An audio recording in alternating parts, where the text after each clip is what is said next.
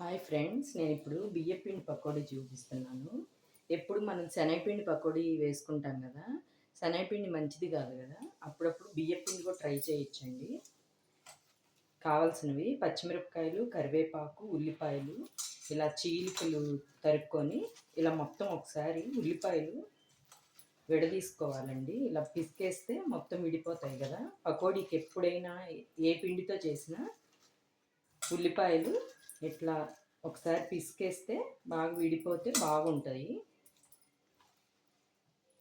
ఇలా విడదీసేసాం కదా. ఇప్పుడు మనం ఈ ఉల్లిపాయలకి ఎంత బియ్యపిండి కావాలంటే అంత కలుపుకుందాము.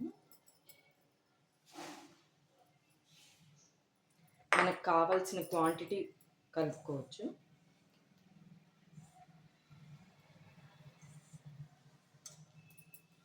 ఒకసారి ట్రై చేయండి ఫ్రెండ్స్, చాలా బాగుంటాయి. డెలివరీలు అయినప్పుడు పెట్టం కదా, శనగపిండి పెట్టరు కదా, అప్పుడు అమ్మ చేసింది మా కోసం. అప్పటి నుంచి అందరికీ శనగపిండి చేసేది. ఇట్లా డెలివరీ అయ్యి ఉన్నాం కాబట్టి మా కోసం బియ్యపిండితో చేసేది. చాలా టేస్టీగా ఉంటాయండి. ఇప్పుడు ఉప్పు వేసేసుకుందాం.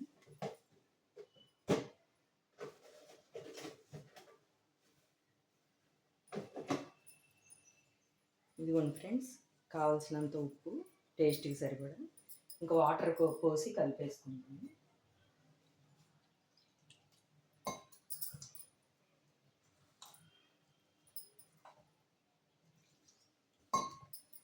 మొత్తం కలిపాక చూపిస్తాను ఫ్రెండ్స్.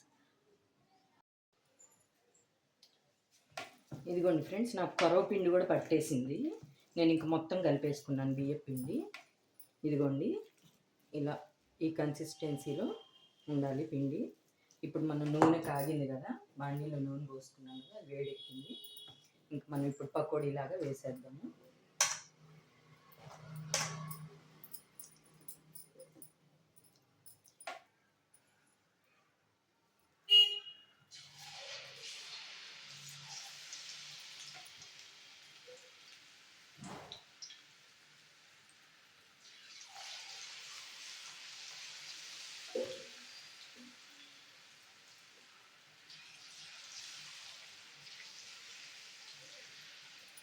మీకు ఎవరికైనా ఇలా బియ్యపిండి పకోడీ తెలిస్తే కామెంట్ చేయండి ఫ్రెండ్స్. తెలియకపోతే ఒక్కసారి ట్రై చేయండి, చాలా బాగుంటుంది టేస్ట్.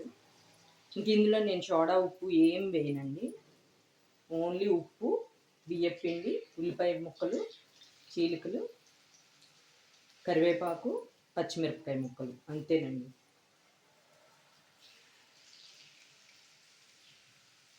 చాలా టేస్టీగా ఉంటుంది ఫ్రెండ్స్, ఒక్కసారి ట్రై చేయండి.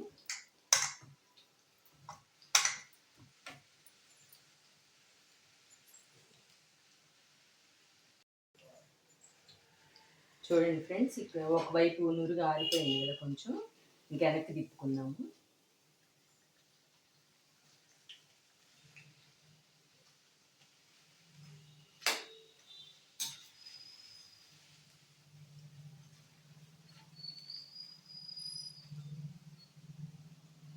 కొద్దిగా ఎరిగాక తీసేసుకోవడం అండి.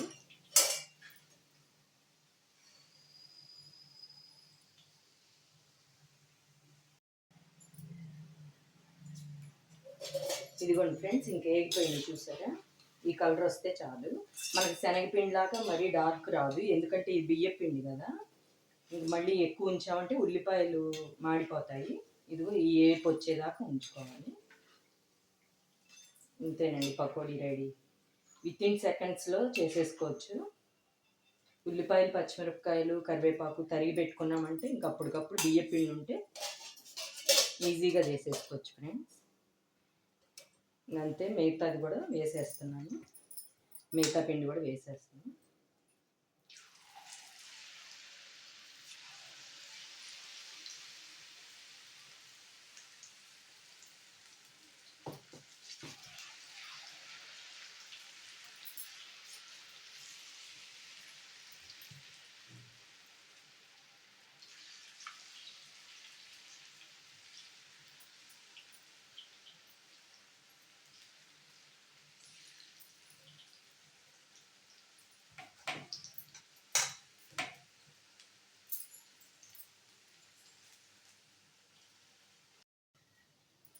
ఇదిగోండి ఫ్రెండ్స్, బియ్యం పిండి పకోడీ రెడీ అయిపోయింది.